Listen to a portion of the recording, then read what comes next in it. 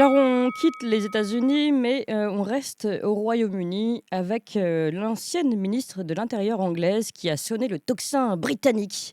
Elle a expliqué dans Le Télégraphe, journal, britannique, ceci et je cite ses paroles, hein: «Les islamistes sont désormais aux commandes du Royaume-Uni», elle donne par exemple, il y a comme exemple, hein, le fait que la décision du président de la Chambre des communes britannique donc, de modifier les procédures du parlement britannique. Bon, c'est un peu complexe en termes de décision, mais a décidé au nom de la sécurité des députés, de changer tout à fait leurs procédures habituelles, parce que pour protéger les députés qui ont fait l'objet de menaces pour leur refus de demander un cessez-le-feu immédiat à Gaza.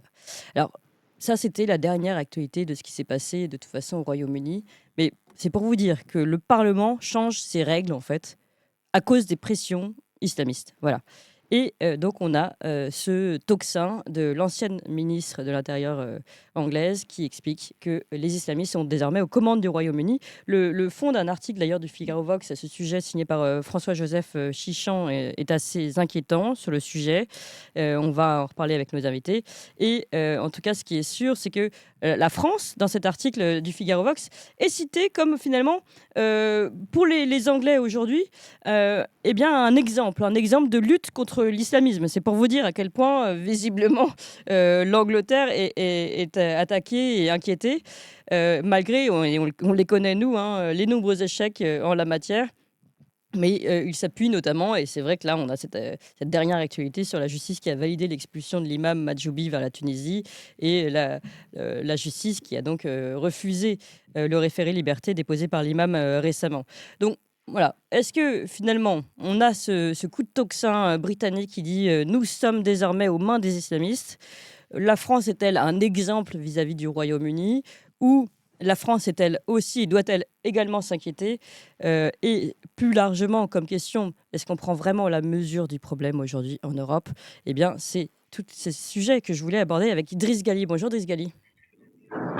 Bonjour Clémence, Et comment ça va? merci. Très bien, sauf qu'on a un petit. Alors ouais, je crois qu'on va régler le son. Voilà. On vous entendait comme dans un tunnel. Vous êtes, je le rappelle, un spécialiste des relations internationales, essayiste, auteur de Français, réveillez-vous. Alors là, on est un peu dedans, justement.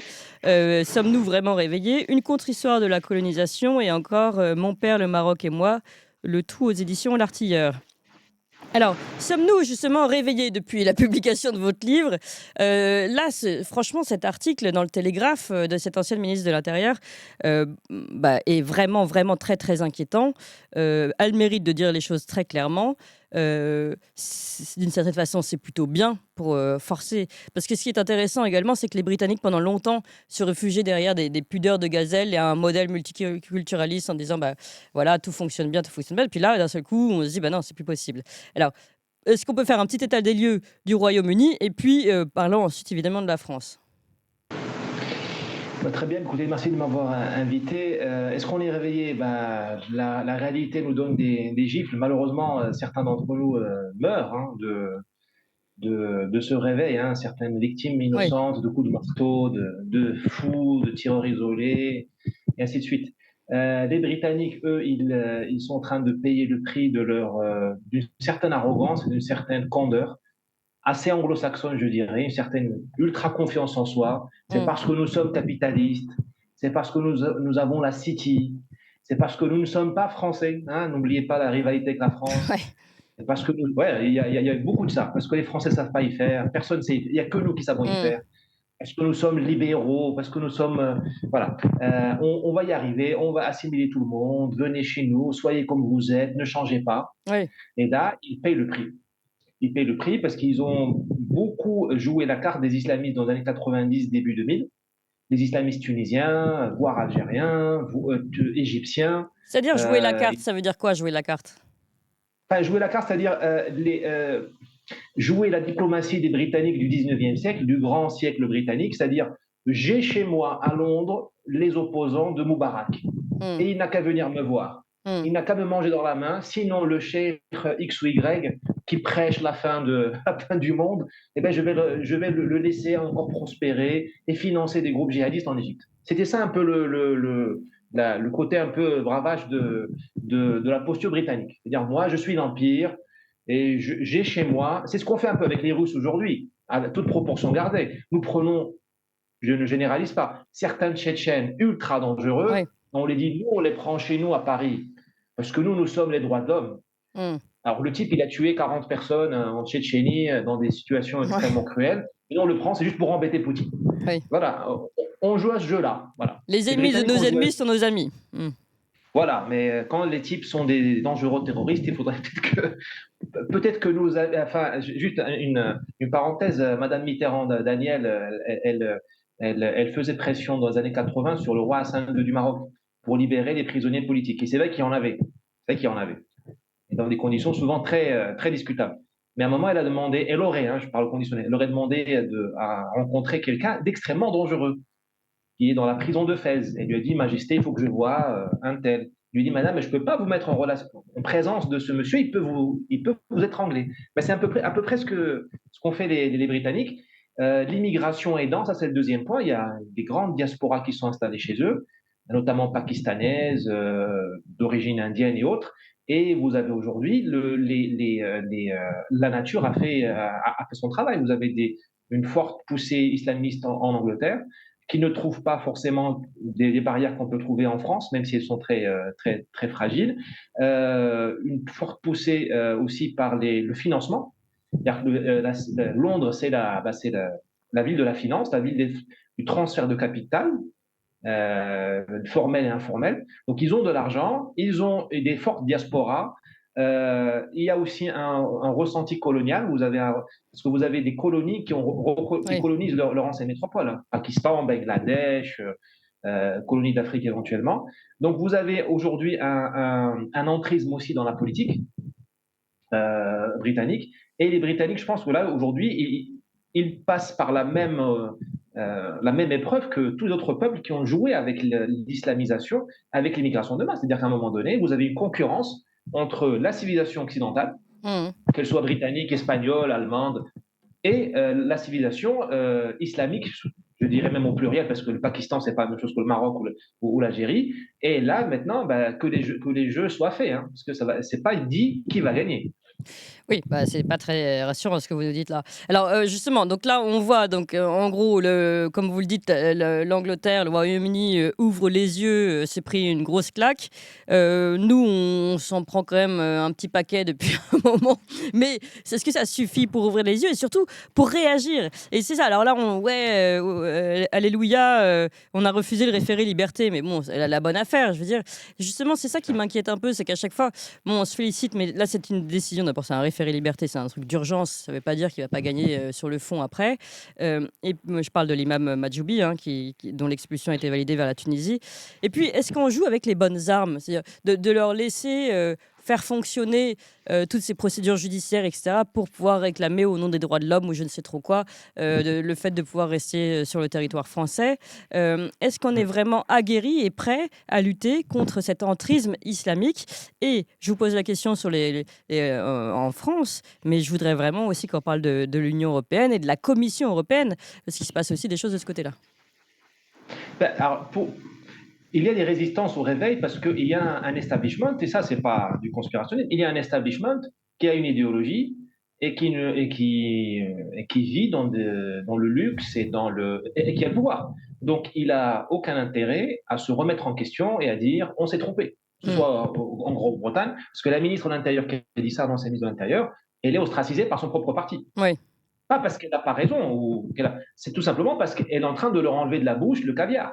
Ce que ça oui. veut dire, parce que si je me suis trompé, moi, en tant que président du Parti conservateur britannique, depuis 30 ans ou 20 ans, Mm. moi, mes prédécesseurs, il faut qu'on rende notre portefeuille et qu'on prenne une retraite bien méritée Mm. aux îles Caïmans. La même chose en France. Le gouvernement aujourd'hui et tout l'establishment médiatique de grand chemin universitaire vont tout faire pour censurer, ostraciser les voix qui vont leur dire vous êtes trompés, il faut changer de stratégie. Ça, Mm. c'est typique, hein. Ça s'est même passé en Algérie au début des années 90 entre musulmans, hein. Le gouvernement du FLN ne voulait pas voir qu'il y avait une insurrection islamiste. On disait ce sont des bandits, ce sont des criminels, ce sont des marginaux. C'était déjà des terroristes. Il y avait déjà des maquis. Mais on disait non, non, vous ne vous rendez pas compte. Parce que quand on passe au mode économie de guerre, entre guillemets, eh ben, la fête s'arrête. La fête s'arrête, il faut vraiment travailler sur se retrousser les manches. Euh, il faut bien, au fait, qu'on comprenne, on parle d'entrisme islamiste, il faut bien savoir aussi le contexte global. C'est-à-dire que le 11 septembre s'est retourné contre l'Occident. Le 11 septembre, finalement, a triomphé. Ça, c'est très important, même dans la logique de nos élites. Mm. Nous avons, nous les Occidentaux, perdu les guerres contre l'islam. C'est-à-dire en Irak, en Afghanistan. On s'est fait, mais laminer. Mm. Et on a dépensé des centaines, des milliers de milliards de dollars. Le 11 septembre, finalement, il s'est retourné contre le monde anglo-saxon d'abord, et vous avez aujourd'hui plusieurs égards par rapport à l'islam, notamment la question de l'islamophobie, qui est devenue un cheval de Troie dans toutes les démocraties, notamment à commencer par les Anglais. Ça, Mm. c'est très important aussi, parce que nous n'aurions pas perdu les guerres en Irak et en Afghanistan, nous aurions une autre discussion avec le monde, avec les islamistes. Mm. Ce que vous voulez dire, juste Ça, arrêtons-nous un point là-dessus, c'est-à-dire que finalement on leur a donné aussi des cartes en sûr. déclenchant ces guerres. Oui, oui, bien sûr, parce qu'il n'aurait pas fallu les déclencher. On a, on les a déclenchés sur des motifs fallacieux et on n'a pas fait la guerre qu'il fallait. C'était la guerre, je vais dire spirituelle. Je m'excuse de Mm. prononcer un gros Mm. mot, c'est-à-dire de nous réarmer. Qui sommes-nous? Mm. Aujourd'hui, ni les Anglo-Saxons ni les Européens ne savent ce qu'ils sont. Oui. C'est une Union européenne d'origine chrétienne. Mm. Ça, c'est impossible à dire. Donc, vous avez aujourd'hui dans la Commission européenne des gens qui vous disent bah, écoutez, on va faire de la pub avec des gens qui portent le voile. Ouais. Et on dit que la liberté est dans le hijab. Voilà. On est dans l'ordre presque de la maladie mentale. Ces gens ont oublié leur identité. Vous avez aussi un grave problème de culture. Les gens qui nous gouvernent sont incultes et le revendiquent. Notre Dieu, malheureusement, c'est l'argent.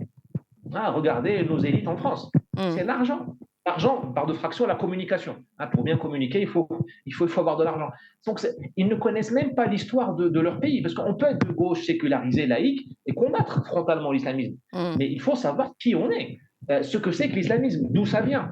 Quel est l'ennemi aujourd'hui? On n'est pas capable en Europe de mettre le nom sur l'ennemi, parce que qui est l'ennemi? Est-ce que ce sont les diasporas musulmanes d'Europe? Est-ce que ce sont des pays musulmans particuliers qui financent des mouvements qui font des activités, de l'entrisme et autres? Est-ce que ce sont les frères musulmans? Là, on est vraiment sur une nébuleuse. Donc, on est en train de donner des coups de poing absolument dans le vide, avec l'argent du public. Et encore une fois, sur le dernier point, on est dans un phénomène, enfin, on laisse traîner, parce que chaque année qui passe, l'islamisme engrange des grandes Des voix, oui, victoires. oui. C'est sûr, parce que nous vivons un moment historique. Là aussi, nos chefs ne l'ont pas compris, parce qu'ils sont trop occupés à mettre l'IVG dans la Constitution, Mm. ou à nous dire que Poutine va nous attaquer demain, que les Russes vont nous égorger. Nous avons deux choses très importantes. La première, c'est que l'islam a atteint la Finlande, le cercle polaire. C'est un moment historique. Historique. Moi, je suis musulman, marocain. Mes ancêtres n'ont pas, enfin, ont toujours rêvé de ça. Là, l'immigration de masse a exaucé le vœu de l'islam d'aller dans les territoires où il pleut, où il y a de l'argent. L'islam a toujours été, en général, une religion de la pénurie. Et là, à cause ou grâce à l'immigration de masse, on le voit comme on veut, l'islam est aujourd'hui au cœur de l'Europe, donc au cœur d'un PIB énorme. Mm. Énorme. Il suffit d'être en Europe pour capter ce PIB-là. Subventions. Enfin, les musulmans d'Europe sont plus riches que les musulmans du Maghreb. Ça, c'est factuel. Donc, pour un religieux, qui soit islamiste, parce que tout le monde n'est pas islamiste, pour un religieux musulman, une organisation religieuse, c'est banco. Ça, c'est un point. Et le deuxième point, comme j'ai dit, vous avez pour la première fois une Europe qui ne sait plus qui elle est. Donc, elle est complètement démunie face à une religion qui, elle, sait qu'elle est. L'islam est en crise, plusieurs crises en même temps, chiites contre sunnites et autres, mais nous avons au moins une chose, on sait qui nous sommes. C'est très intéressant, ça me rappelle Alexandre Delval qui nous rappelait que Erdogan considérait qu'aujourd'hui l'Europe n'était plus une terre de conquête, puisque finalement la conquête était déjà gagnée d'une certaine façon, il n'y avait plus qu'à tirer les fruits finalement de la moisson. Donc ça fait écho à cela. Je voudrais qu'on revienne, c'est important, et ensuite qu'on voit justement aujourd'hui comment on pourrait se réveiller les autres, puisque vous avez dit finalement on a mené des guerres pour rien, puisque d'abord avant de mener une guerre, guerre sur d'autres fronts, il faudrait d'abord savoir qui on est et ce qu'on veut à travers cette guerre. Et ces guerres, vous l'avez rappelé, Afghanistan, Irak, etc., nous ont desservis. Ont desservi l'Occident. Et aujourd'hui, finalement, ça se retourne contre nous, comme vous l'avez dit. Donc aujourd'hui, quelle est la priorité finalement? J'ai l'impression qu'on n'a même pas les armes, comme je vous l'ai expliqué tout à l'heure. C'est pas par notre système judiciaire aujourd'hui qui nous dessert finalement et le gouvernement des juges qui très souvent donne raison aux islamistes. Comment peut-on aujourd'hui changer de braquet? Bon, c'est une question. Enfin, là, vraiment, il faut sortir faut que je sorte de mon rôle d'observateur, de chroniqueur, pour vraiment parler en tant que si j'étais aux affaires. Parce que on peut Alors, vous savez démonter. que je suis en train de préparer un gouvernement, donc Driss Ghali Voilà. au ministère des Affaires étrangères, on vous écoute. Il faudrait peut-être, voilà, il faudrait d'abord penser effectivement en une mission multitâche, interministérielle, parce que il faudrait un pied aux affaires étrangères et un pied intérieur. À l'intérieur. Ouais. À l'intérieur. Parce que nous sommes déjà une puissance islamique. L'Europe, peut-être 30 millions de musulmans, qui ne sont pas tous nos ennemis. C'est ça qu'il faut. Oui, ça le grand défi. C'est très facile de dire tout le monde est un ennemi. Voilà. Oui. C'est ça la défi. nuance. Et oui. Comme c'est difficile aujourd'hui de parler en réalisme et non pas en Euro Disney méchant contre gentil et machiavélisme, manichéisme plutôt. Eh bien, en effet, voilà, il faut rentrer dans la pensée complexe. Mais on vous écoute.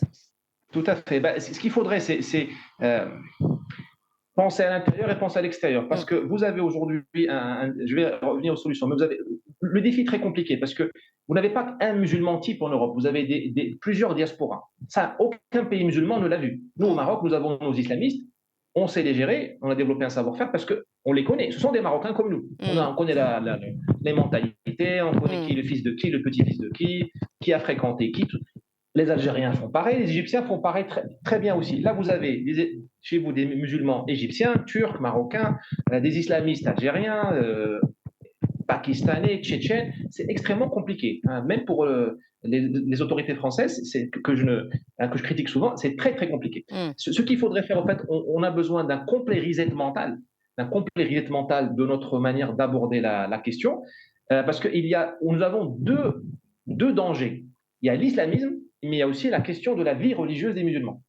Les deux marchent ensemble, mais ce n'est pas la même chose. Vous avez des musulmans qui ont une vie religieuse, qui ont une pratique religieuse. On va devoir commencer par ça, c'est-à-dire organiser le culte musulman en Europe.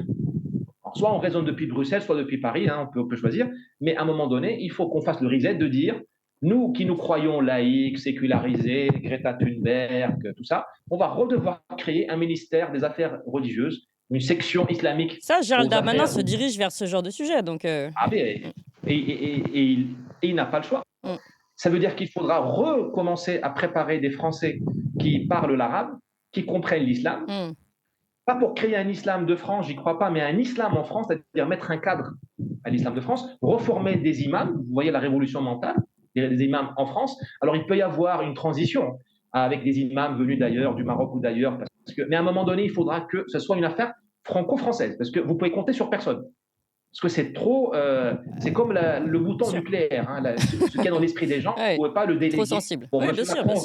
Macron, il faut donner le bouton nucléaire aux Allemands, mais bon, il faut garder ça chez vous. Hein, ça peut pas être délégué. Dans notre gouvernement à nous, on ne fera pas ça en tout cas. Voilà, tout à fait. Et ça veut dire, quand je dis c'est une révolution mentale, ça veut dire qu'il faudra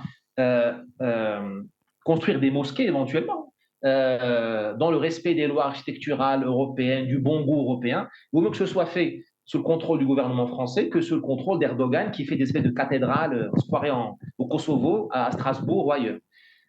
Bon, là, c'est déjà, il y a toute une refonte du renseignement territorial. Hein, parce qu'il faudra écouter les prêches dans chaque mosquée. Il y en a déjà quelques milliers en France.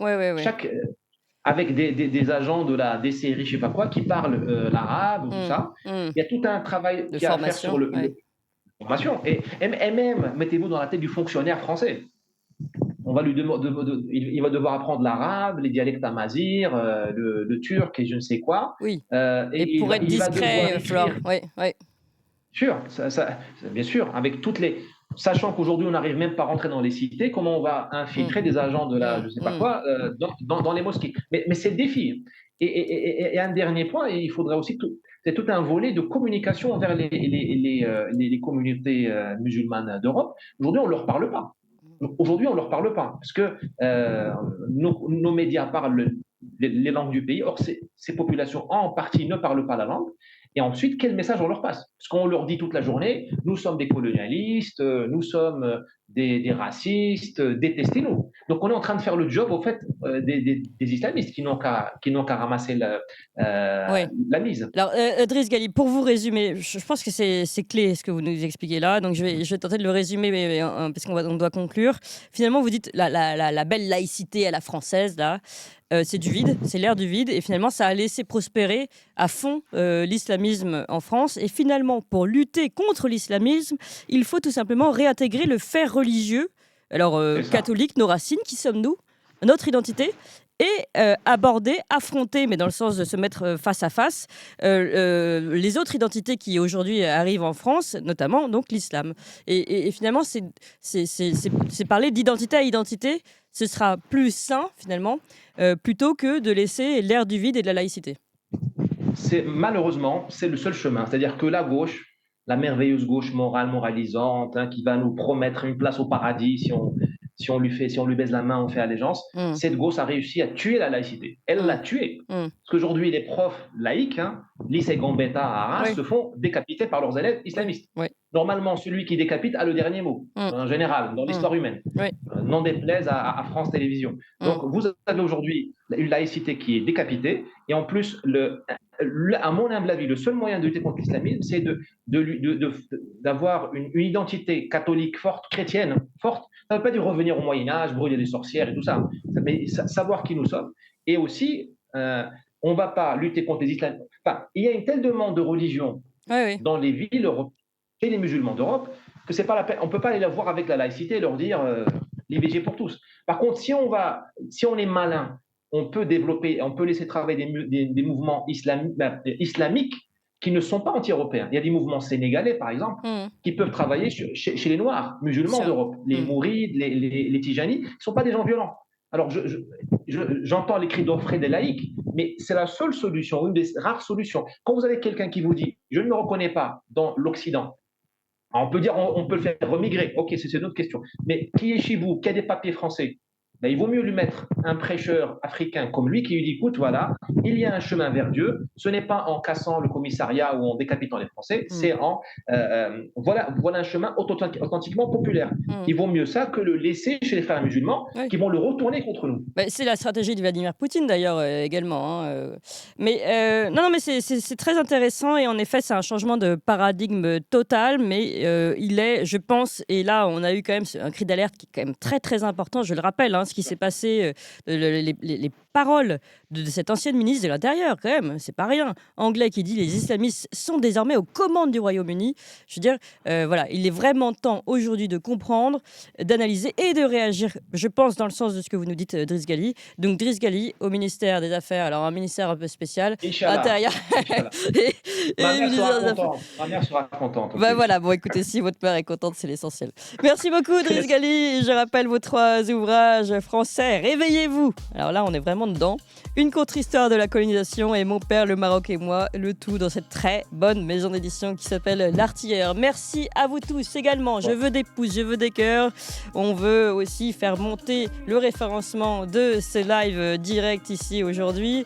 Sachez aussi qu'il faut continuer de nous faire des dons pour continuer à nous porter non seulement sur cette fin d'année qui commence à devenir vraiment intéressante, hein, avec les audiences que nous avons, mais pour les années suivantes. Donc si vous voulez qu'on continue comme ça l'année prochaine, avec les podcasts qui vont être installés et pourquoi pas même une application, on a besoin de vous. Donc l'équivalent, comme je vous l'ai déjà dit, au moins de 3 cafés par mois, en gros 5 € et ça nous aide vraiment. Donc pour le moment on est à 1000 donateurs réguliers. Je pense qu'on peut faire un petit peu mieux, donc vraiment n'hésitez pas, on va vous mettre ici les liens directs sur ce live pour nous aider.